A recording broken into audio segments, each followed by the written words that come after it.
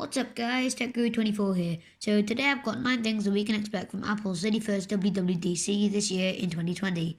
So for a bit of context, WWDC is Apple's biggest event in terms of scale in the year. So as you might know, Apple launches its iPhones and watches at its iPhone and Apple Watch event in September. And then they sometimes have a few events in October or March where they launch some new Macs or iPads. However, WWDC has gotten so big in these last few years that Apple even launched their Mac Pro at WWDC last year.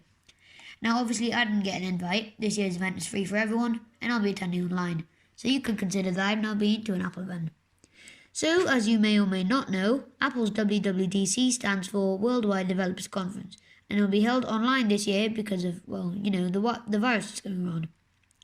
Normally WWDC is filled with workshops for developers because this event is fully focused on the next versions of iOS, macOS, watchOS, iPadOS and tvOS.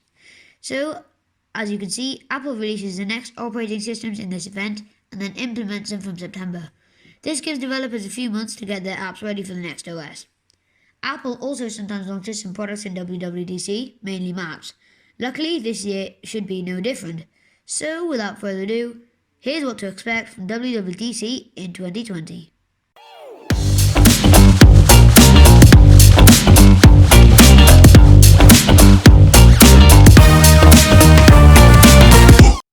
So the first thing that we could expect to see is a transition from Intel chips to custom ARM-based chips in its Mac lineup, like it does with iPhones. Currently, Apple uses Intel chips in all of its Mac computers. To explain this in more detail, Intel chips are CISC, which means Complex Instruction Set Computer, while ARM-based chips use RISC, Reduced Instruction Set Computer. This means that Macs will be more power efficient, leading to a potentially greater battery life of up to almost 20 hours. It would also mean that Macs have better computing efficiency, as most people don't use applications that take advantage of the more complex instructions of an ARM chip. The second thing that we could see from WWDC is a new iMac, with some design cues from that latest iPad Pro, and will resemble Apple's Pro Display XDR. It's also rumoured that the Mac will unsurprisingly use the T2 chip, which made its way through the rest of the Mac lineup to integrate better security and control functions. It's also rumoured to feature AMD Navi graphics and all storage, with Apple removing that Fusion drive. It's looking pretty good for the iMac, as its design hasn't changed in the last 11 years, with that huge chin of notorious bezels. By the way, if you're enjoying this video, a sub to the channel would be really appreciated. Typically, we can expect the unveiling of iOS and iPadOS 14. We don't know too much about this, as there aren't too many leaks surrounding this, but in March an early version of iOS 14 leaked, giving some insight. iOS 14 is also set to focus on quality and performance because of numerous bugs found in iOS 13. Here are some of the features that iOS and iPadOS 14 could include. Setting third-party apps as defaults. This is one really needed feature and will enable users to set apps like Gmail and Google Chrome as default apps. This would mean that things like tapping on a link would take you through Chrome, not Apple's own apps, like Safari.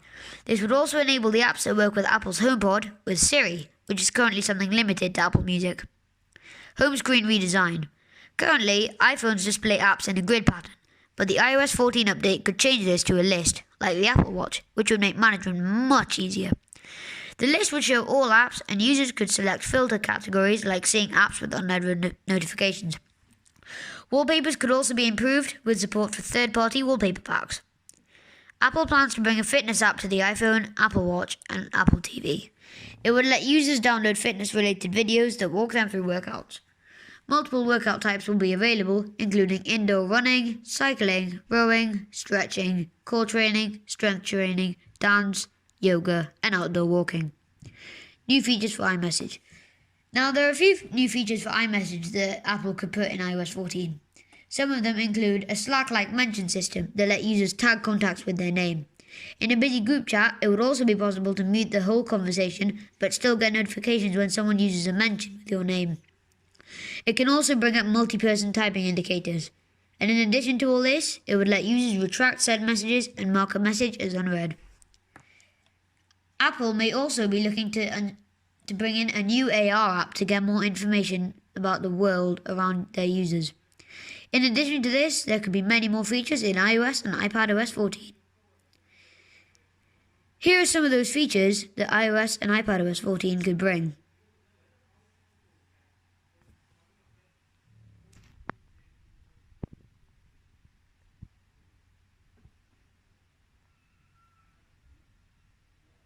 The fourth thing would be tvOS 14. This could bring many more features to Apple TV and make it a better all-round experience. It would also streamline the TV interface. The fifth thing that Apple is also rumoured to be developing is high-end over-ear headphones called the AirPods Studio, and they will be separate from the Beats brand with active noise cancellation and EQ settings throughout the iPhone. They might also include head and neck detection and a $349 price tag. They may also be working on a slightly higher-end premium one, and one that's focused on fitness and workouts. Another thing that could be announced this year is Apple AirTags, which you could put in a bag or on an item which would be harder to replace if it got lost. Then the refreshed Apple AR app that I mentioned earlier to see where that item is in real time. WWDC this year will also see the launch of macOS 10.16, which will bring many more features to the Mac lineup. We don't know too much about this update, but we can safely assume that it will refine the way that the Mac works. The launch of watchOS 7 will also be guaranteed this year in WWDC. We can safely anticipate the entry of a new watch face, and potentially the entry of sharing watch face configurations with your contacts.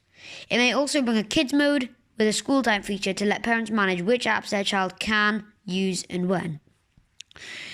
Now, the ninth and last rumour that we have about WWDC 2020 that we know of is a refreshed Apple TV with perhaps the A12X Bionic chip, new storage tiers, and perhaps a new remote control. We've been hearing these rumours for months, but we don't know when it will come. It could come at WWDC 2020 or later. We don't know as of now, and it's not clear. That, ladies and gentlemen, is all we know about WWDC this year. If you like this video, please don't hesitate to like, share and subscribe. This is TechGuru24, and I'll catch you in the next one.